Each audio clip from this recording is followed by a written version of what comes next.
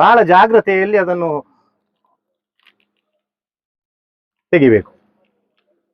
ಹೀಗೆ ನೆಡುದಲ್ಲ, ನನ್ನ ಅಭಿಪ್ರಾಯದಲ್ಲಿ ಇದನ್ನು ನಾವು ಈ ರೀತಿ ನೆಡಬೇಕು.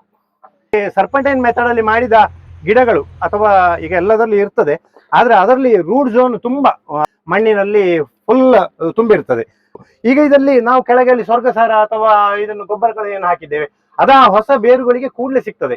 ಸ್ವರ್ಗಸಾರ ಯಾಕೆ ಹಾಕ್ಬೇಕು ಅಂತ ಹೇಳಿದ್ರೆ ಅದು ಮಗುವಿಗೆ ಕೊಡುವ ಆಹಾರ. ಈಗ ಸಸ್ಯ ಮಗು ಇದು. ಈಗ ಹೀಗೆ ಕಸ ಎಲ್ಲ ಇದ್ರೆ ಕ್ಲೀನ್ ಮಾಡ್ಕೊಳ್ಬೇಕು. ಈ ಟ್ರೈಕೋಡರ್ಮಗಳು ಯಾವುದೇ ಈ ಸೂಕ್ಷ್ಮಾಣುಗಳು ಅದು ಮತ್ತೆ ಅದರ ಬೇಸಲ್ಲಿ ಅದು ಡೆವಲಪ್ ಆಗ್ತದೆ. ಹಾಗಾಗಿ ನಾವು ಅದಕ್ಕೆ ಎಷ್ಟು ಕೆಜಿ ಹಾಕಬೇಕು, 10 ಕೆಜಿ ಹಾಕಬೇಕು ಹಾಗೇನಿಲ್ಲ. ನೀವು ಒಂದು ಕೈಯಲ್ಲಿ ಇಷ್ಟ ಹಾಕಿದ್ರು ಅದು ಮತ್ತೆ ಅಲ್ಲಿ ಮಲ್ಟಿಪ್ಲಿಕೇಶನ್ ಆಗ್ತದೆ. ಮೈಕ್ರೋರೈಸಾವನ್ನು ಕೂಡ ಹಾಗೆ ಈ ನಾವು ಸ್ವರ್ಗಸಾರದೊಟ್ಟಿಗೆ ಮಿಕ್ಸ್ ಮಾಡಬಹುದು. ಮೈಕ್ರೋರೈಸಾ ಅಂತ ಸಿಗ್ತದೆ, ಅದು ಬೇರುಗಳಲ್ಲಿ ಅದು ಪ್ರವೇಶ, ಈ ಎಳತು ಬೇರುಗಳಲ್ಲಿ ಯಾವುದೇ ಸಸ್ಯದ ಬಹಳ ಎಳತು ಬೇರುಗಳಲ್ಲಿ ಆ ಮೈಕ್ರೋರೈಸಾ ಒಳ ಪ್ರವೇಶ ಮಾಡಿ ಹಾರ್ಮ್ಫುಲ್ ಏನು ಫಂಗಸ್ ಇದೆ ಅದನ್ನು ಅದು ಒಳ ಪ್ರವೇಶಕ್ಕೆ ಬಿಡುವುದಿಲ್ಲ. ಕಠಿಣ ಬಿಸಿಲು ಇರ್ತದೆ ದಕ್ಷಿಣ ಭಾಗದಿಂದ, ಆದ್ರಿಂದ ಉತ್ತರ ಭಾಗಕ್ಕೆ ನಾವು ನಡಬೇಕು ಅಂತ ಹೇಳುವಂತದ್ದು ಸಾಂಪ್ರದಾಯಿಕವಾಗಿ ಇರುವಂತ ವಿಚಾರ. ವೀಡ್ ಮ್ಯಾಟು ಪ್ಲಾಸ್ಟಿಕ್ ಮಲ್ಚಿಂಗ್ ಮಾಡಿದ್ರೆ ನನ್ನ ಅಭಿಪ್ರಾಯದಲ್ಲಿ ಅಕ್ಟೋಬರ್ ಆಗುವಾಗ ನಾವು ತೆಗೆಯಬೇಕು. ಉಸಿರಾಡ್ಲಿ ಸಸ್ಯಗಳು ಆರಾಮವಾಗಿ. ನಾವು ಎಷ್ಟೊತ್ತಿಗೆ ರೈನ್ ಕೋಟ್ ಹಾಕ್ಲಿಕ್ಕಿಲ್ಲ, ಮಳೆಗಾಲದಲ್ಲಿ ಮತ್ತೆ ರೈನ್ ಕೋಟ್ ತೆಗೆಯುವ. ಹಾಗೆ ಎಲ್ರಿಗೂ ನಮಸ್ಕಾರ. ಈಗ ನಡ್ಲಿಕ್ಕೆ ನನಗೆ ಮಾತ್ರ ಗೊತ್ತಿರುವುದು ಅಂತಲ್ಲ, ಎಲ್ರಿಗೂ ಗೊತ್ತಿದೆ. ನಾನೇನ್ ಮಾಡಿದ್ದೇನೆ ಅಂತಾನೆ ಹೇಳುದು ಅಷ್ಟೇ. ಅದರಲ್ಲಿ ನನ್ನದಲ್ಲಿ ಅಮೆಂಡ್ಮೆಂಟ್ಸ್ ಚೇಂಜಸ್ ಇರಬಹುದು, ಬದಲಾವಣೆ ನಾನೇ ಬೇಕಾಗಬಹುದು. ಹಾಗೆ ನಾನು ಯಾವ ರೀತಿಯಲ್ಲಿ ನಾನು ನಟ್ಟಿದ್ದೇನೆ ಅಥವಾ ನಡುವ ಕ್ರಮ ಅಂತ ನಾನು ಹೇಳ್ತಾ ಇದ್ದೇನೆ. ಎಲ್ರಿಗೂ ಗೊತ್ತಿರುವಂತದ್ದೇ, ದೊಡ್ಡ ವಿಷಯ ಏನಿಲ್ಲ. ಒಂದು ಪುನಃ ಅದನ್ನು ನಾವು ಏನು ಮತನ ಮಾಡಿಕೊಳ್ಳುವುದು ಅಂತ. ಹೀಗೆ ನಾವು ಒಂದು ಗ್ರೂಪ್ ಅಲ್ಲಿ ಸೇರಿ ವಿಚಾರಗಳನ್ನು ನಾವು ಮತನ ಮಾಡಿಕೊಂಡಾಗ ನಮಗೊಂದು ಎಕ್ಸ್ಟ್ರಾ ಹುರುಪು ಬರ್ತದೆ, ಅಷ್ಟೇ ವಿಷಯ ಅಷ್ಟೇ ಇರುವುದು. ಹಾಗೆ ನಾನು ಹೇಗೆ ನಡ್ತೇನೆ ಅಂತ ಹೇಳ್ತೇನೆ.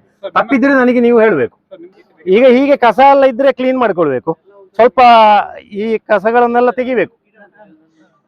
ನಾನು ತೆಕ್ಕೊಳ್ತೇನೆ. ಸ್ವಲ್ಪ ಮಣ್ಣನ್ನು ಅಗಲಕ್ಕೆ, ಆಗ ಇವರು ಸತ್ಯಪ್ರಕಾಶರು ಹೇಳಿದಾಗೆ ಸ್ವಲ್ಪ ಮಣ್ಣನ್ನು ಅಗಲಕ್ಕೆ ಹರಡಿಕೊಳ್ಬೇಕು. ನಾವು ಕೆಲವರು ಹೇಳ್ತಾರೆ ಅಡಿಕೆ ಮರದ ಬುಡದಲ್ಲಿ ಹಾಗಾದ್ರೆ ಮಣ್ಣು ಹಾಕುದು ಅಂತ. ಮಣ್ಣು ಎತ್ತರ ಸಾಂಪ್ರದಾಯಿಕವಾಗಿ ನಮ್ಮ ಊರಲ್ಲಿ ಅಡಿಕೆ ಮರ ಸ್ವಲ್ಪ ಗುಂಡಿಯಲ್ಲಿ ಇರುವುದು ಅಂತ ಲೆಕ್ಕ. ಆದ್ರೆ ನಮ್ಮ ಚಾಯ್ಸ್ ಯಾವುದು ಅಂತ, ನಮಗೆ ಮೆಣಸು ನಡಬೇಕು ಅಂತಾರೆ ಎತ್ತರ ಮಾಡಿಕೊಳ್ಬೇಕು. ಎತ್ತರ ಮಾಡಿದ್ರೆ ಅಡಿಕೆ ಮರಕ್ಕೆ ಏನು ತೊಂದರೆ ಆಗುದಿಲ್ಲ. ಹಿಂದಿನ ಕಾಲದಲ್ಲಿ ಆ ಒಂದು ನೋಷನ್ ಇತ್ತು, ಅದನ್ನು ಬುಡ ಎತ್ತರ ಆಗಬಾರದು ಅಂತ. ಆದ್ರೆ ಈಗಿನ ಕಾಲ ಮೊದಲಿನ ಕಾಲದಿಂದ ವೇಗ ಉಂಟು. ಇನ್ನು 10 ವರ್ಷದಲ್ಲಿ ಇದು ಚೇಂಜ್ ಆಗ್ತದೆ, ನಮ್ಮ ಲೈಫ್ ಸ್ಟೈಲ್ ಚೇಂಜ್ ಆಗ್ತದೆ, ನಮ್ಮ ಥಿಂಕಿಂಗ್ ಚೇಂಜ್ ಆಗ್ತದೆ, ಅಥವಾ ಈ ಕೃಷಿಯ ವಿಧಾನಗಳೇ ಚೇಂಜ್ ಆಗಬಹುದು. ಹಾಗಾಗಿ ಹೀಗೆ ನಾವು ಮಣ್ಣನ್ನು ಎತ್ತರಕ್ಕೆ ಹಾಕಿಕೊಂಡು ಈಗ ನಮ್ಮ ಹತ್ರ ಒಂದು ನಡುವಾಗ ಸಣ್ಣ ಹಾರೆನೇ ಇರಬೇಕು. ಈ ರೀತಿಯಾಗಿ ಇದು ನಾನೀಗ ಕೈಯಲ್ಲೇ ಮಾಡಿ ತೋರಿಸ್ತಾ ಇದ್ದೇನೆ. ಹೀಗೆ ಅಲ್ಲಿ ಬಿಡಿಸುವುದು ಚಂದಕ್ಕೆ. ಈ ಹುಲ್ಲುಗಳನ್ನು ಕಸಗಳನ್ನೆಲ್ಲ ತೆಗೆದ್ರೆ ಒಳ್ಳೇದು ಅಲ್ವಾ ಸತ್ಯಪ್ರಕಾಶ್? ಹಾಗೆ ಇದನ್ನು ಮಾಡಿ ನಮ್ಮ ಹತ್ರ ಮುಖ್ಯವಾಗಿ ನಾವು ನಡುವಾಗ ಅದು ತುಂಬಾ ಗಿಡಗಳು ಎಳ್ತು ಸಣ್ಣ ಮಕ್ಕಳಾಗಿರ್ತದೆ. ಹಾಗೆ ಅಲ್ಲಿ ನಾವು ಸ್ವರ್ಗಸಾರವನ್ನು ಹಾಕ್ಬೇಕು. ಸ್ವರ್ಗಸಾರ ಅಂದ್ರೆ ಅದು ದನದ ಸೆಗಣಿಯ ಕಾಂಪೋಸ್ಟೆಡ್ ಪೌಡರ್. ಸ್ವರ್ಗಸಾರ ಅಂತ ನಾನು ಹೆಸರು ಹೇಳಿದ್ದು, ಅಂತದ್ದು ಬೇರೆ ಹಲವಾರು ಸಿಗಬಹುದು. ಅಥವಾ ನಾವೇ ಮನೆಯಲ್ಲಿ ಸೆಗಣಿಯನ್ನು ಕಾಂಪೋಸ್ಟ್ ಮಾಡಿಕೊಂಡು ಅದನ್ನು ಉಪಯೋಗಿಸಬಹುದು. ಪೌಡರ್ ಅನ್ನು, ಹಸಿ ಸೆಗಣಿಯನ್ನು ಹಾಕಬಾರದು, ಕಾಂಪೋಸ್ಟ್ ಆದಂತ ಪೌಡರ್ ಸ್ವರ್ಗಸಾರ ಅಂತ ನಾವು ಅದನ್ನು ಹೆಚ್ಚು ನಮ್ಮ ಈ ಊರಲ್ಲಿ ಚಾತಿಯಲ್ಲಿ ಇರುವಂತ ಸೆಗಣಿಯ ಕಾಂಪೋಸ್ಟೆಡ್ ಪೌಡರ್ ಅದು. ಹಾಗೆ ಸ್ವರ್ಗಸಾರವನ್ನು ಸುಮಾರು 1 kg ಅಷ್ಟು ಇಲ್ಲಿ ಚಂದಕ್ಕೆ ಹಾಕಿತು.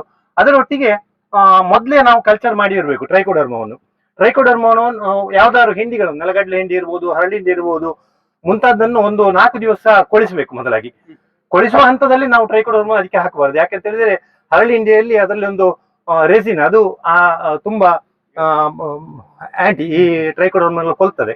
ಹಾಗಾಗಿ ಟ್ರೈಕೋಡರ್ಮವನ್ನು ಹರಳಿ ಹಿಂಡಿ ಒಂದು 4 ದಿವಸ ಕೊಳ್ತ ಮೇಲೆ ಟ್ರೈಕೋಡರ್ಮವನ್ನು ಅದಕ್ಕೆ ಹಾಕಿ ನಾವು 1-2 ದಿವಸ ಅದನ್ನು ಅದನ್ನು ಪ್ರಪೋರ್ಷನೇಟ್ ಏನಿಲ್ಲ, ನೀವು ಇಷ್ಟ ಹಾಕಿದ್ರು ಅಷ್ಟು ಹಾಕಿದ್ರು ಅದು ಮಲ್ಟಿಪಲ್ ಆಗ್ತದೆ.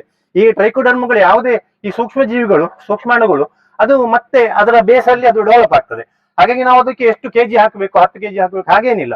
ನೀವು ಒಂದು ಕೈಯಲ್ಲಿ ಇಷ್ಟ ಹಾಕಿದ್ರು ಅದು ಮತ್ತೆ ಅಲ್ಲಿ ಮಲ್ಟಿಪ್ಲಿಕೇಶನ್ ಆಗ್ತದೆ. ಹಾಗಾಗಿ ಆ ಟ್ರೈಕೋಡರ್ಮವನ್ನು ಏನು ಹಿಂಡಿಯನ್ನು ಕೊಳೆಸಿದ ಹಿಂಡಿಗೆ ಅದನ್ನು ಹಾಕಿ 4ನೇ ದಿವಸದಿಂದ ಮತ್ತೆ ಅದಕ್ಕೆ ಟ್ರೈಕೋಡರ್ಮವನ್ನು ಹಾಕಿ ಅದನ್ನು 1-2 ದಿವಸ ಅದನ್ನು ನಾವು ಸ್ವಲ್ಪ ಕಲಿಸ್ತಾ ಇರಬೇಕು.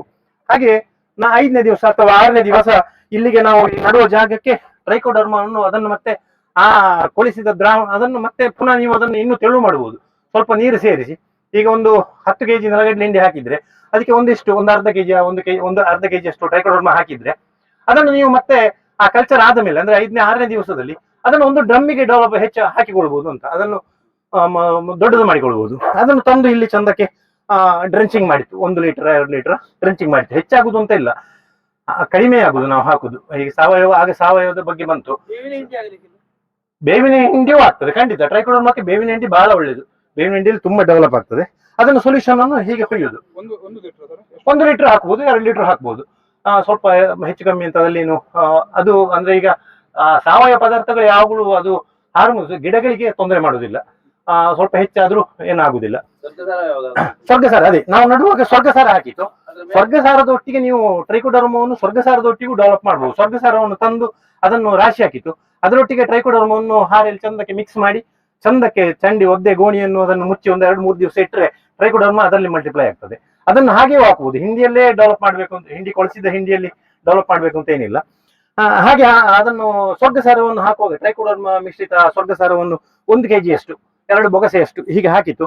ಹಾಕಿ ಮೈಕ್ರೋರೈಸಾವನ್ನು ಕೂಡ ಹಾಗೆ ಈ ನಾವು ಸ್ವರ್ಗಸಾರದೊಟ್ಟಿಗೆ ಮಿಕ್ಸ್ ಮಾಡಬಹುದು. ಮೈಕ್ರೋರೈಸಾ ಅಂತ ಸಿಗ್ತದೆ, ಅದು ಬೇರುಗಳಲ್ಲಿ ಅದು ಪ್ರವೇಶ, ಈ ಎಳತು ಬೇರುಗಳಲ್ಲಿ ಯಾವುದೇ ಸಸ್ಯದ ಬಹಳ ಎಳತು ಬೇರುಗಳಲ್ಲಿ ಆ ಮೈಕ್ರೋರೈಸಾ ಒಳ ಪ್ರವೇಶ ಮಾಡಿ ಹಾರ್ಮ್ಫುಲ್ ಏನು ಫಂಗಸ್ ಇದೆ ಅದನ್ನು ಅದು ಒಳ ಪ್ರವೇಶಕ್ಕೆ ಬಿಡುವುದಿಲ್ಲ. ಹಾಗಂತೇಳಿ ಅದು 100ಕ್ಕೆ 100% ಏನು ನಾನು ಮೈಕ್ರೋರೈಸಾ ಹಾಕಿದ್ದೇನೆ ಗಿಡ ಸಾತ್ತು ಹೋಯ್ತು ಅಂತ 100ಕ್ಕೆ 100 ಅಲ್ಲ. ಈಗ ನಾವು ಹೇಗೆ ತೋಟಕ್ಕೆ ಕಾವಲುಗಾರ ಒಂದು ನಾಯಿ ಹೂವು ಅಲ್ಲಿದ್ರೆ ಕಳ್ಳರು ಬರ್ಲಿಕ್ಕಿಲ್ಲ ಅಂತ, ಈಚೆ ಕಳ್ಳ ಬರ್ಲಿಕ್ಕೂ ಸಾಕು. ಹಾಗೆ ಅದೆಲ್ಲ ಒಂದು ನಾವು ಮಾಡುವಂತ ಮೊದಲಿನ ಏನು ಪೂರ್ವ ಸಿದ್ಧತೆಗಳು ನಡುವುದಕ್ಕೆ. ಇಷ್ಟನ್ನು ಮಾಡಿ ಆ ಸ್ವರ್ಗಸಾರವನ್ನು ಹಾಕುದು, ಟ್ರೈಕೋಡರ್ಮ ಅಥವಾ ಮೈಕ್ರೋರೈಸಾ ಇಂಥದ್ದು 2 ಮಿಶ್ರಣ ಮಾಡಿದಂತ ಡೆವಲಪ್ ಮಾಡಿಕೊಂಡಂತ ಸ್ವರ್ಗಸಾರವನ್ನು ಹಾಕಿ ಮತ್ತೆ ಗಿಡಗಳನ್ನು ನಾವು ನಡುವಂತದ್ದು. ಈಗ ಜಾಗ ಇಳಿಜಾರು ಪ್ರದೇಶ ಅಂತ ಹೇಳಿದ್ರೆ ಮೇಲ್ಭಾಗದಲ್ಲಿ ನಾವು ಗಿಡವನ್ನು ನಾಟಿ ಮಾಡ್ತೇವೆ. ಈಗ ಸಾಧಾರಣ ಲೆವೆಲ್ ಜಾಗ ಅಂತ ಹೇಳಿದ್ರೆ ಯಾವ ಸೈಡ್ ಅಲ್ಲಿ ಮಾಡ್ಬೇಕು ಅಂತ ಹೇಳುವಂತ ಒಂದು ಡೌಟ್ ಇದೆ. ಸಾಧಾರಣ ಸಾಂಪ್ರದಾಯಿಕವಾಗಿ ನಾವು ಉತ್ತರ ಭಾಗದಲ್ಲಿ ನಡಬೇಕು ಅಂತ ಹೇಳುದು ಅಲ್ಲೂ ಇಷ್ಟಣ್ಣ. ದಕ್ಷಿಣ ಭಾಗದಲ್ಲಿ ನಾವು ಮೆಣಸಿನ ಬಳ್ಳಿಗಳನ್ನು ನಡುವುದಿಲ್ಲ. ಯಾಕಂತ ಹೇಳಿದ್ರೆ ದಕ್ಷಿಣ ತೆಂಕ ಬಿಸಿಲು ನಮಗೆ ಸಾಧಾರಣ ಒಂದು ಡಿಸೆಂಬರ್ನಿಂದ ಮತ್ತಿನ ಒಂದು ಫೆಬ್ರವರಿ ತನಕ ಒಂದು 2-3-4 ತಿಂಗಳಿನ ಕಠಿಣ ಬಿಸಿಲು ಇರ್ತದೆ ದಕ್ಷಿಣ ಭಾಗದಿಂದ. ಆದ್ರಿಂದ ಉತ್ತರ ಭಾಗಕ್ಕೆ ನಾವು ನಡಬೇಕು ಅಂತ ಹೇಳುವಂಥದ್ದು ಸಾಂಪ್ರದಾಯಿಕವಾಗಿ ಇರುವಂತ ವಿಚಾರ. ಮತ್ತೆ ತೋಟದಲ್ಲಿ ಚಂದವಾಗಿ ಕೆನಪಿಗಳು ಇದೆ, ಎಲ್ಲ ಒಂದೇ ಲೆಕ್ಕ ಗಿಡಗಳು ಒಂದೇ ರೀತಿಯಾಗಿ ಇದೆ ಅಂತ ಹೇಳಿದ್ರೆ ಅದರಲ್ಲಿ ಅಂತ ವ್ಯತ್ಯಾಸಗಳು ಆಗುದಿಲ್ಲ. ಉತ್ತರ ಮತ್ತು ದಕ್ಷಿಣಕ್ಕೆ ಏನು ವ್ಯತ್ಯಾಸ ಇಲ್ಲ. ನಮ್ಮ ಈಗಿನ ಹೊಸ ನಾವು ಕೃಷಿಯಲ್ಲಿ ಗುಡ್ಡ ತೋಟಗಳನ್ನೆಲ್ಲ ಮಾಡ್ತಾ ಹೋಗುವಾಗ ಈಗ ದಿಕ್ಕು ನೋಡ್ಲಿಕ್ಕಿಲ್ಲ, ನಾವು ಒಟ್ಟು ದಿಕ್ಕು ದೇಶ ಇಲ್ಲದೆ ನೆಡ್ತೇವೆ. ಆಗ ನಾವು ಉತ್ತರವನ್ನು ಆಯ್ದ್ರೆ ಒಳ್ಳೇದು ಅಂತ ಒಂದು ಅಭಿಪ್ರಾಯ ಅಷ್ಟೇ. ಹಾಗೆ ಈಗ ಈಗ ಈ ಗಿಡ ಇದು ನಾನು ನಮ್ಮ ನರ್ಸರಿಯಲ್ಲಿ ಮಾಡಿದಂತ ಗಿಡ. ನೀವು ಇದು ಚಂದ್ರ ವೆರೈಟಿ. ನಮಗೆ ಯಾವ ಚಾಯ್ಸ್ ಉಂಟು ಅದು ಪಣಿಯೂರಾದ್ರೆ ಪಣಿಯೂರು, ಅವರವರ ಚಾಯ್ಸ್. ಹಾಗೆ ನಾವು ತಂದ ಗಿಡಗಳನ್ನು ಈಗ ಉದಾಹರಣೆಗೆ ಈ ಗಿಡ ಹೀಗೆ ಇದೆ, ಇದನ್ನು ಹೀಗೆ ನೆಟ್ರೆ ಹೀಗೆ ನೆಡುದಲ್ಲ. ನನ್ನ ಅಭಿಪ್ರಾಯದಲ್ಲಿ ಇದನ್ನು ನಾವು ಈ ರೀತಿ ನೆಡಬೇಕು. ಈ ರೀತಿ ನೆಟ್ಟಾಗ ಈ ಚಿಗುರಿದ ಈ ನೇರವಾದಂತ ಈ ಚಿಗುರು ನೇರವಾಗಿ ಮರಕ್ಕೆ ಹಾಕ್ಲಿಕ್ಕೆ ಸುಲಭ ಆಗ್ತದೆ. ಮತ್ತು ಈ ಗಂಟಿನಿಂದ ಈ ಕಟ್ಟೆ ಎಜ್ಜು ಉಂಟಲ್ಲ, ಈ ಕಟ್ಟೆ ಎಜ್ಜು ಇಲ್ಲಿಂದ ಕೂಡ ಅದು ಹೊಸ ಬೇರುಗಳು ಬಂದು ಮಣ್ಣಲ್ಲಿ ಹೆಚ್ಚು ಎಸ್ಟಾಬ್ಲಿಷ್ ಆಗ್ತದೆ. ಇದನ್ನ ಈಗ ಹೇಗೆ ನಡಬೇಕು ಅಂತ ಹೇಳಿದ್ರೆ ನಾನು ತೋರಿಸ್ತೇನೆ. ಇಲ್ಲಿ ಈಗ ನಾವು ಸ್ವರ್ಗಸಾರ ನಾನು ಹಾಕಿದ್ದೇನೆ ಅಂತ ಲೆಕ್ಕ, ನಾವು ಹಾಕಿದ್ದೇವೆ ಅಂತ ಲೆಕ್ಕ. ಯಾವುದು ನಾನು ಹಾಗಂತ ಹೇಳಿದಂತ ಟ್ರೈಕೋಡರ್ಮ ಮಿಶ್ರಿತ ಅಥವಾ ಮೈಕ್ರೋರೈಸಾ ಮಿಶ್ರಿತ ಗೊಬ್ಬರವನ್ನು ಈಗ ಹಾಕಿ ಅನಂತರ ಇಲ್ಲಿ ಮೊದಲಾಗಿ ಈ ಹುಲ್ಲು ಈ ಕಸ ಗಡ್ಡಿಗಳನ್ನು ಬಹಳ ಕ್ಲೀನ್ ಮಾಡಬೇಕು. ಹಾಗೆ ಹೇಳಿದಾಗೆ ಸತ್ಯಪ್ರಕಾಶ್ ಅವರು ಹೇಳಿದಾಗೆ ಒಂದು 2 ಫೀಟ್ ವ್ಯಾಸದಲ್ಲಿ ನಾವು ಮಣ್ಣು ಹಾಕಬೇಕು. ಒಂದು ಫೀಟ್ ಎತ್ತರ ಇದ್ರೆ ಒಳ್ಳೇದು. ಆಗ ನಮಗೆ ಇದನ್ನು ನಡುವುದಕ್ಕೆ ಅಲ್ಲಿ ಬೇಕಾದಷ್ಟು ಒಂದು ಆಳ ಸಿಗ್ತದೆ, ಅಥವಾ ಆ ಮಣ್ಣಿನ ರಕ್ಷಣೆ ಕೂಡ. ಈ ಎತ್ತರದಲ್ಲಿ ಇದ್ದಾಗ ಇಲ್ಲಿ ಒಣಗುವ ಸಾಧ್ಯತೆಗಳು ಹೆಚ್ಚಿದೆ. ಶುರುವಿಗೆ 1 ವರ್ಷ 6 ತಿಂಗಳು 1 ವರ್ಷ ಆ ಡ್ರಿಪ್ಪರ್ ಹೋಗುವಲ್ಲೇ ನೆಟ್ರೆ ಒಳ್ಳೇದು. ಈಗ ಡ್ರಿಪ್ಪರ್ ಅನ್ನು ಇಲ್ಲಿಗೆ ನೆಟ್ರೆ ಒಳ್ಳೆ, ಇಲ್ಲ ಲ್ಯಾಟರ್ ಈಚೆಗೆ ಹಾಕಿ ಅಲ್ಲಿ ನೆಟ್ರೆ ಒಳ್ಳೇದು. ಈಗೆಲ್ಲ ಅಭಿಜಿತ್ ಅಂತ ಅವರೆಲ್ಲ ಈಗ ಸ್ಪ್ರೇ ಜೆಟ್ಗಳನ್ನು ಹೆಚ್ಚು, ಅಭಿಜಿತ್ ಅಂತಲ್ಲ ಕೃಷಿಕರು, ಅಭಿಜಿತ್ ಅವರು ಅದರ ವ್ಯವಸ್ಥೆ ಮಾಡಿ ಕೊಡ್ತಾರೆ. ಕೃಷಿಕರೆಲ್ಲ ಸ್ಪ್ರೇ ಜೆಟ್ಟಿಗೆ ಹೋಗ್ತಾರೆ. ನಮ್ಮ ಚಾಯ್ಸ್ ನೀರಾವರಿ ಅಥವಾ ನಮ್ಮ ನೀರಿನ ಅವೈಲಬಿಲಿಟಿ ಅಥವಾ ನಮಗೆ ಯಾವುದು ಚಾಯ್ಸ್ ಅಂತ ಹೇಳುವುದರಲ್ಲಿ ಹೋಗ್ತದೆ. ಈಗ ನಾವು ನಮ್ಮಲ್ಲಿ ಡ್ರಿಪ್ಪರ್ ಹಾಕಿದ್ದು, ನಾನು ಅದನ್ನು ಮತ್ತೆ ಹೇಳ್ತೇನೆ. ನಾವು ಡ್ರಿಪ್ಪರ್ ಹಾಕಿದ್ದೇವೆ. ಹೇಳಿ. ಇಲ್ಲ, ಬರೀ ಮಣ್ಣೆ ಸಾಕು. ನಾವೀಗ ಮಣ್ಣನ್ನೇ ಹಾಕಿದ್ರೆ ಸಾಕು. ಸುಡು ಮಣ್ಣು ಅದನ್ನೆಲ್ಲ ಮತ್ತೆ ಕೊಟ್ಟುಕೊಂಡ್ರೆ ಸಾಕು. ಒಮ್ಮೆ ಗಿಡ ಎಸ್ಟಾಬ್ಲಿಷ್ ಆಗಿ ಅದು ಹೇಗೆ ಅಂತೇಳಿ ಸಣ್ಣ ಮಕ್ಕಳಿಗೆ ನಾವು ಟೆಂಡರ್ ಆಹಾರವನ್ನು ಕೊಡಬೇಕು. ಮತ್ತೆ ಅದಕ್ಕೆ ಸಾಂಬಾರು ಸಾರು ಬೆಳೆದ ಹಾಗೆ ಕೊಟ್ಟುಕೊಂಡು ಹೋದ್ರೆ ಆಯ್ತು. ಈಗಲೇ ಸುರುವಿಗೆ ಸಾರು ಬಳಸಿದ್ರೆ ಖಾರಾದೀತು, ಸಣ್ಣ ಮಗು ಹೇಳಿದ್ ನಾನು. ಹಾಗೆ ಈ ಗಿಡವನ್ನು ಈಗ ಇದನ್ನು ನಾನು ನಡುವುದು ಹೇಗೆ ಅಂತ ಹೇಳಿದ್ರೆ,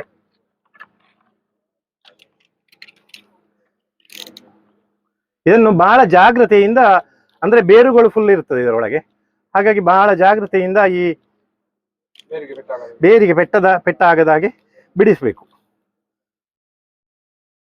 ಸರ್ ಅದನ್ನ ಚೂರು ತೋರಿಸಿ ರೂಟ್ಸ್ ನೋಡಿ, ಇದು ಈಗ ಸರ್ಪಂಟೈನ್ ಮೆಥಡ್ ಅಲ್ಲಿ ಮಾಡಿದ ಗಿಡಗಳು ಅಥವಾ ಈಗ ಎಲ್ಲದರಲ್ಲಿ ಇರ್ತದೆ. ಆದ್ರೆ ಅದರಲ್ಲಿ ರೂಟ್ ಝೋನ್ ತುಂಬಾ, ಅದರ ರೂಟ್ಗಳು ತುಂಬಾ ಅದರೊಳಗೆ ಮಣ್ಣಿನಲ್ಲಿ ಫುಲ್ ತುಂಬಿರ್ತದೆ. ಆದ್ದರಿಂದ ಬಹಳ ಜಾಗ್ರತೆಗೆ ಅದನ್ನು ಚೂರಿಯಲ್ಲಿಯೋ ಬ್ಲೇಡ್ ಅಲ್ಲಿಯೋ ನಾವು ಈ ಮೇಲಿನ ಏನು ಪ್ಲಾಸ್ಟಿಕ್ ಇದನ್ನು ತೆಗಿಬೇಕು. ತೆಗೆದು ಬಹಳ ಜಾಗ್ರತೆಯಲ್ಲಿ ಅದನ್ನು ತೆಗಿಬೇಕು. ಹೀಗೆ ತೆಗೆದು ನಾನೀಗ ಹೀಗೆ ಈ ಗಿಡವನ್ನು ನೆಟ್ಟೆ ಅಂತ ಆದ್ರೆ ಬಳ್ಳಿ ಹತ್ತುತ್ತದೆ. ಇನ್ನು 2 ಗಂಟೆ ಮುಂದೆ ಬಂದಾಗ ಬಳ್ಳಿ ಉದ್ದ ಬಂದಾಗ ಇದು ಹತ್ತುತ್ತದೆ. ಆದ್ರೆ ನಾವು ಅದನ್ನು ಏನ್ ಮಾಡಬಹುದು ಅಂತ ಹೇಳಿದ್ರೆ, ಈ ರೀತಿ ಇದನ್ನು ನಾವು ನಡಬಹುದು. ಈ ರೀತಿ ನಟ್ಟಾಗ ನೋಡಿ, ನಾನೀಗ ಇಲ್ಲಿ ಸಾಧಾರಣ 1 ಗೆಣ್ಣಷ್ಟಿದೆ. ಧೂಪದ ಗಿಡದಲ್ಲಿ ಸ್ವಲ್ಪ ದೂರ ನೆಡಬೇಕು. ಯಾಕಂತ ಹೇಳಿದ್ರೆ ಧೂಪದ ಗಿಡ ಅಗಲ ಆಗುವಾಗ ತೊಂದರೆ ಆಗದಾಗೆ ಹೊರ ಬರ್ತದೆ ಗಿಡ.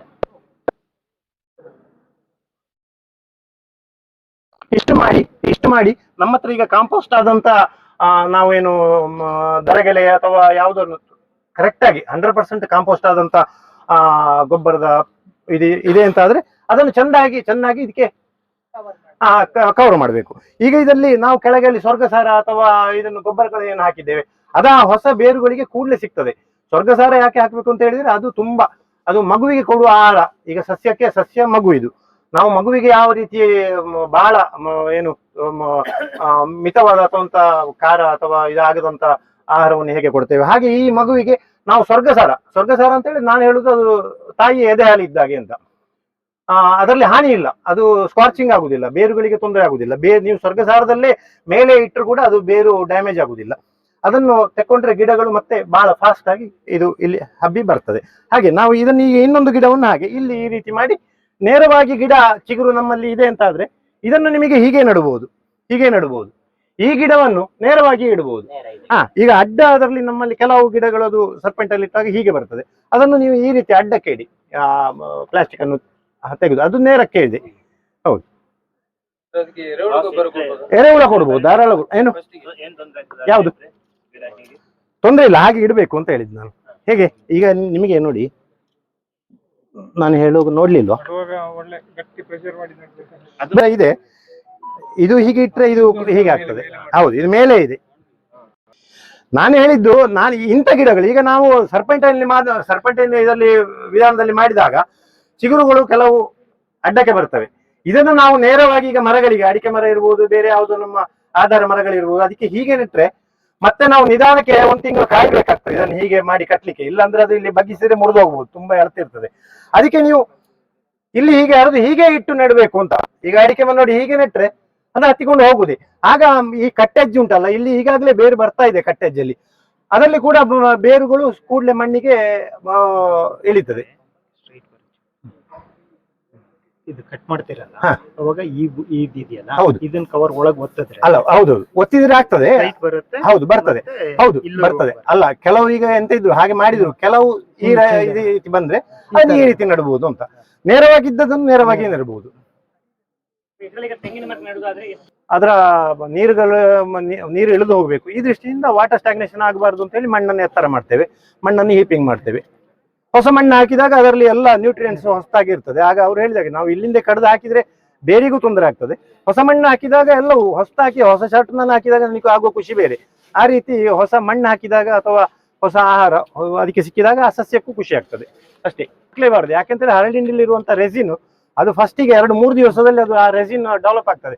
ಈಗ ನಮ್ಮ ನಾಯಿಗಳು ಹರಳಿಂಡಿ ತಿಂದು ಸಾಯುವುದು ಯಾಕೆ ಅಂತ ಹೇಳಿದ್ರೆ ಆ ಹರಳಿಂಡಿಲಿ ಆ ರೆಸಿನ್ ಇರುವುದು ಅದು ನಾಯಿಗೆ ತೊಂದರೆ ಕೊಡುದು. ನೀವು 4 ದಿವಸ ಕಳೆದು ನೀವು ಕೊಳಿಸಿ ಮತ್ತೆ ನಾಯಿ ತಿಂದ್ರೆ ಎಂತ ಆಗುದಿಲ್ಲ ಅಂತ, ಆ ರೆಸಿನ್ ಅದು ರಿಲೀಸ್ ಆಗಿ ಅದು ಹೋಯ್ತು. ಹಾಗಾಗಿ ಆ ಹರಳಿಂಡಿಗೆ ಡೈರೆಕ್ಟ್ ಇಡಬಾರ್ದು, ಅದನ್ನು 3 ದಿವಸ ಯಾವುದನ್ನೇ ಗೊಬ್ಬರಗಳನ್ನು ಕೊಳಿಸಬೇಕು, ಕಾಂಪೋಸ್ಟ್ ಮಾಡಬೇಕು ಅಂತ ಹೇಳುದಷ್ಟೇ. ಅಲ್ಲಿರುವಂತ ಯಾವುದೋ ವಿಷ ಪದಾರ್ಥಗಳಿರ್ಬೋದು, ಆಂಟಿ ಏನು ಅದು ಬೇರುಗಳಿಗೆ ತೊಂದರೆ ಮಾಡ್ತದೆ ಅಂತ ಅಷ್ಟೇ, ವಿಷಯ ಅಷ್ಟೇ. ಈಗ ಇದೇ ವಿಧಾನದಲ್ಲಿ ಗಿಡ ನೆಟ್ಟು 1 ವರ್ಷ ಆಯ್ತು, ಒಂದು 5 ಫೀಟ್ ಹೈಟ್ ಹೋಗಿದೆ. ಈಗ ಹೊಸ ಮಣ್ಣು ಹಾಕುವುದಾದ್ರೆ ಎಷ್ಟು ಮಣ್ಣು ಹಾಕುದು? ಹೊಸ ಮಣ್ಣು ಹಾಕ್ಲಿಕ್ಕೆ ಅಂತ ಹೆಚ್ಚು ಹಾಕ್ಲಿಕ್ಕೆ ಇಲ್ಲ ಅಂತ. ನಿಮಗೆ ಒಂದು ಬಟ್ಟಿ ಒಂದು ಬುಟ್ಟಿ ಮಣ್ಣು ತಂದ್ರೆ ನಿಮಗೆ ಅದಕ್ಕೆ ಹೀಗೆ ಕೈಯಲ್ಲಿ ಚೆಲ್ಲಿದಾಗೆ ನೀವು ಅದನ್ನು ಪ್ರತಿ ವರ್ಷ 10 ಬಟ್ಟಿ ಮಣ್ಣು ಹಾಕ್ಲಿಕ್ಕಿಲ್ಲ. ಪ್ರತಿ ವರ್ಷ ಒಂದೊಂದು ಅರ್ಧ ಬುಟ್ಟಿ ಮಣ್ಣು ಹಾಕುದು. 10 ವರ್ಷ ಆಗುವಾಗ ಅದು ದೊಡ್ಡ ಇದು ಅದರ ಬುಡ ವಿಸ್ತಾರ ಆಗ್ತಾ ಹೋಗ್ತದೆ. ಹಾಗೆ ಸ್ವಲ್ಪ ಒಂದ್ ಇಂಚು ಸಾಕು. ಅಷ್ಟೇ, 1 ಇಂಚು. ಅಲ್ಲ, ಎಷ್ಟು ದೂರ ಬೇಕಾದ್ರೆ ಆದ್ರೆ ನಿಮ್ಮ ಕಂಪೋಸ್ಟ್ ನಿಮ್ಮ ಹತ್ರ ಅಂತದಿದ್ರೆ ಒಳ್ಳೇದು, ಸೋಗೆ ಹಾಕ್ಬಹುದು. ಆಮೇಲೆ ಇದಕ್ಕೆ ಮಲ್ಚಿಂಗ್ ಒಂದ್ ಮಾಡಿದ್ರೆ ಬೆಟರ್. ಇಷ್ಟಾದ್ಮೇಲೆ ಮಳೆಗಾಲದಲ್ಲಿ ನೀರು ವಾಪಸ್ ಅಂದ್ರೆ ಮಣ್ಣು ಸಿಡಿದು ಹಾರದೇ ಇರಂಗೆ ಸಣ್ಣ ಗಿಡಕ್ಕಾರೆ ನೀವು ಪ್ಲಾಸ್ಟಿಕ್ ಮಲ್ಚಿಂಗ್ ಮಾಡ್ಬೇಕು. ಇದು ಮಣ್ಣು ಇದು ಹೌದೌದು, ಅದಕ್ಕೆ ಎರ್ತ್ ಪೋರ್ಷನ್ಗೆ ಅದು ಸಿಡಿಬಾರ್ದು. ಸೋಗೆ ಇಡ್ಬೋದು, ದರಗೆಲ್ಲ ಅವರು ಹೇಳಿದಾಗ ದರಗೆಲ್ಲ ಇಡ್ಬೋದು. ಕಾಂಪೋಸ್ಟ್ ಇದ್ರೆ ಅದನ್ನು ಚಂದಕ್ಕೆ ಹಾಕಬಹುದು. ಸ್ಲರಿ ಶುರುವಿಗೆ ಬೇಡ, ಮತ್ತೆ ಕೊಡ್ಬೋದು, ಯಾವ್ದಕ್ಕಾದ್ರೂ ಬೇಕು. ಅದು ಬದುಕುದೇ, ಅದು ತಲೆ ಎತ್ತಿ ನಿಲ್ಲುದೇ. ಹಾಗೆ ಯಾವುದು ಹಿಪ್ಪಲಿ ಸಾಯುವುದಿಲ್ಲ. ಹಿಪ್ಪಲಿ ನಮ್ಮಲ್ಲಿ ಈಗ ಬೈಲ ತೋಟ ಅಂತ ಹೇಳ್ತೇವೆ, ಅಥವಾ ನೀರು ನಿಲ್ಲುವಂತ ತೋಟಗಳು, ಬ್ಯಾಕ್ ವಾಟರ್, ಹೊಳೆಯ ಬದಿ, ತೋಡ ಬದಿ ಅಲ್ಲೆಲ್ಲ ನೀರು ಬ್ಯಾಕ್ ವಾಟರ್ಸ್ ಬರ್ತದೆ ಅಂತ ಆದ್ರೆ ಅಂತ ತೋಟಗಳಲ್ಲಿ ನಾವು ಹಿಪ್ಪಲಿ ಕಸಿಗೆ ಹೋದ್ರೆ ಒಳ್ಳೇದು ಅಂತ ನನ್ನ ಅಭಿಪ್ರಾಯ, ವೈಯಕ್ತಿಕ ಅಭಿಪ್ರಾಯ. ಯಾಕೆಂತ ಹೇಳಿದ್ರೆ ಹಿಪ್ಪಲಿ ಎಂತ ನೀರು 1 ವಾರ 10 ದಿವಸ ನೀರು ನಿತ್ತರೂ ಕೂಡ ತೋಟದಲ್ಲಿ ಹಿಪ್ಪಲಿ ಸಾಯುವುದಿಲ್ಲ. ಹಿಪ್ಪಲಿ ಸಾಯದಿದ್ರೆ ಮೇಲೆ ಅದರಲ್ಲಿ ನಾವು ಗ್ರಾಫ್ಟ್ ಮಾಡಿದಂತ ಮೆಣಸಿನ ಬಳ್ಳಿಗಳು ಸಾಯುವುದಿಲ್ಲ. ನಾವು ಇದರಲ್ಲಿಗೆಲ್ಲ ಏನಾಗ್ತದೆ ಅಂತಾರೆ, ಈ ವಾಟರ್ ಸ್ಟಾಗ್ನೇಷನ್, ಮಳೆಗಾಲದಲ್ಲಿ ನೀರು ನಿಂತಾಗ ಆ ರೂಟ್ ಝೋನ್ ಅಲ್ಲಿ ಅದು ರೂಟ್ಗಳು ಕರಗಲಿ ಕೊಳಿಲಿಕ್ಕೆ ಶುರು ಆಗ್ತದೆ. ನೆಕ್ಸ್ಟ್ ಆಟೋಮೆಟಿಕ್ ಸಾಯ್ತದೆ ಅಷ್ಟೇ, ಅಥವಾ ಫೈಟ್ ಆಫ್ ತರ ಇನ್ನೊಂದು ಅಟ್ಯಾಕ್ ಆಗ್ತದೆ. ಹಾಗಾಗಿ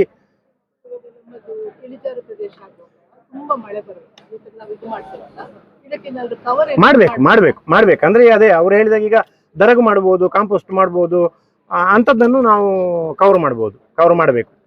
ಪ್ಲಾಸ್ಟಿಕ್ ಮಲ್ಚಿಂಗು ಮಾಡ್ಬೋದು. ಪ್ಲಾಸ್ಟಿಕ್ ಮಲ್ಚಿಂಗು ಮಾಡ್ಬೋದು. ಹೌದು. 2 ವರ್ಷ ಆದ್ಮೇಲೆ ಕಷ್ಟ. ಫಸ್ಟ್ 1 ಅಥವಾ 2 ವರ್ಷ ಮಾಡಿ, 1-2 ವರ್ಷ ನೀವು ಮಾಡಿದ್ದೇವೆ.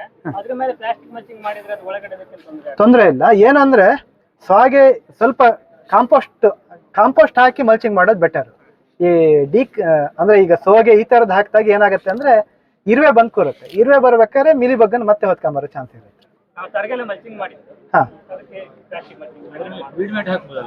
ವೀಡ್ ಮ್ಯಾಟು ಪ್ಲಾಸ್ಟಿಕ್ ಮಲ್ಚಿಂಗ್ ಮಾಡಿದ್ರೆ ನನ್ನ ಅಭಿಪ್ರಾಯದಲ್ಲಿ ಅಕ್ಟೋಬರ್ ಆಗುವಾಗ ನಾವು ತೆಗೆಯಬೇಕು.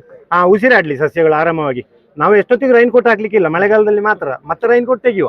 ಹಾಗೆ ಏನು ಮಲ್ಚಿ ನಾವು ಅದಕ್ಕೆ 1 ವರ್ಷದಲ್ಲಿ ನೀವು ಈಗ ಜೂನ್ಗೆ, ಈಗ ಮೇ ತಿಂಗಳಲ್ಲಿ ತಯಾರು ಮಾಡಿದ್ರೆ ಅದಕ್ಕೆ ಮಲ್ಚಿ ಇದು ವೀಡ್ ಮ್ಯಾಟ್ ಅಥವಾ ಪ್ಲಾಸ್ಟಿಕ್ ಕವರಿಂಗ್ ಮಾಡಿದ್ರೆ ಅಕ್ಟೋಬರ್ ಅಲ್ಲಿ ಮಳೆಗಾಲ ಏನು ಹೋಯ್ತು, ಹೆವಿ ಮಳೆಗಾಲ, ಮಾನ್ಸೂನ್ ಹೋದ್ಕೊಳ್ಳೆ ತೆಗಿಬಹುದು. ಮತ್ತೆ ಹಿಂಗಾರು ಮತ್ತೆ ಅಷ್ಟು ಹೆವಿ ಇರುವುದಿಲ್ಲ.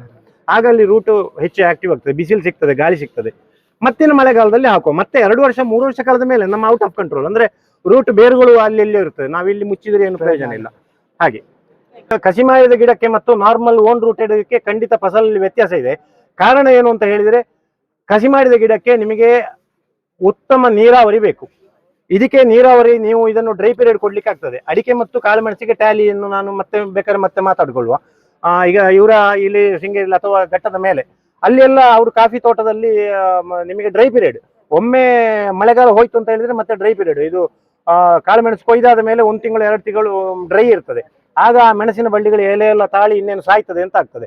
ಏಪ್ರಿಲ್ ಅಲ್ಲಿ ಮಳೆ ಬರ್ತದೆ. ಆಗ ಒಳ್ಳೆ ಮೆನ್ಯೂರಿಂಗ್ ಮತ್ತು ಸ್ಪ್ರೇ ಇಂಥದ್ದೆಲ್ಲ ಮಾಡ್ತಾರೆ. ಮಾಡಿದಾಗ ತುಂಬಾ ಎಲ್ಲ ಪ್ರತಿ ಗಂಟಲ್ಲಿ ಚಿಗುರಿಕೊಳ್ತದೆ. ಚಿಗುರಿತು ಅಂತಾದ್ರೆ ಅಲ್ಲಿ ನೆಕ್ಸ್ಟ್ ಅದರ ಸ್ಪೈಕ್ಸ್ ಬರ್ತದೆ ಅಂತ ಲೆಕ್ಕ. ಹಾಗೆ ಅದನ್ನು ನಮ್ಮ ಅಡಿಕೆ ತೋಟದಲ್ಲಿ ಈ ಕಾನೂನನ್ನು ಅಪ್ಲೈ ಮಾಡ್ಲಿಕ್ಕೆ ಆಗುದಿಲ್ಲ. ನಮಗೆ ಅಡಿಕೆಯಲ್ಲಿ ನವೆಂಬರ್ ಇಂದ ಮೇ ತನಕ ನೀರಾವರಿ ಮಾಡ್ತೇವೆ. ಆಗ ನಮಗೆ ಇಲ್ಲಿ ಆ ಸ್ಪೈಕ್ ಬರುವಂತದ್ದು, ಚಿಗುರುವುದು, ಹಸಿವೆ ಇರುವುದಿಲ್ಲ, ಸಾಯುವ ಯಾವಾಗಲೂ ಅಲ್ಲಿ ಸಸ್ಯ ನಾನು ಸಾಯ್ತೇನೆ ಅಂತ ಆಗುವ, ಸಸ್ಯ ಅಂತ ಅಲ್ಲ ಎಲ್ಲ ಜೀವಿಗಳು ಅಷ್ಟೇ, ನಾನು ಸಾಯ್ತೇನೆ ಅಂತ ಆಗುವಾಗ ಅಲ್ಲಿ ರೀಪ್ರೊಡಕ್ಷನ್ಗೆ ತನ್ನ ಸಂತಾನವನ್ನು ಉಳಿಸ್ಲಿಕ್ಕೆ ಮಾಡುವಂತ ಕೆಲಸಗಳು. ಈ ಕಸಿಯಲ್ಲಿ ಎಂತ ಆಗ್ತದೆ ಅಂತ ಹೇಳಿದ್ರೆ ಅಲ್ಲಿ ಬೇಕಾದಷ್ಟು ಅದಕ್ಕೆ ನೀರು ಬೇಕು. ಯಾವಾಗಲೂ ನೀರು ಸಮೃದ್ಧವಾಗಿದ್ರೆ ಮಾತ್ರ ಹಿಪ್ಪಿಲಿ ಉಳಿತದೆ, ಒಣಗಿದ್ರೆ ಹಿಪ್ಪಿಲಿ ಸಾಯ್ತದೆ. ಹಾಗಾಗಿ ನೀರು ಹೆಚ್ಚು ಕೊಟ್ಟಾಗೆ ಅದಕ್ಕೆ ತಲೆಬಿಸಿ ಅಂತ ಉಂಟು, ಆರಾಮಾಗಿ ಬದುಕ್ತಾ ಉಂಟಲ್ಲ. ಹಾಗಾಗಿ ಸ್ಪೈಕ್ಸ್ ಬಿಡುವಂಥದ್ದು, ಅದಕ್ಕೆ ತಲೆಬಿಸಿ ಮಾಡುವ ಅಷ್ಟು ತಲೆಬಿಸಿ ಕಷ್ಟದ ಕೆಲಸಕ್ಕೆ ಅದು ಹೋಗುದಿಲ್ಲ. ಹಾಗಾಗಿ ಇಳ್ಳು ಕಮ್ಮಿ ಆಗುದು ಅಷ್ಟೇ.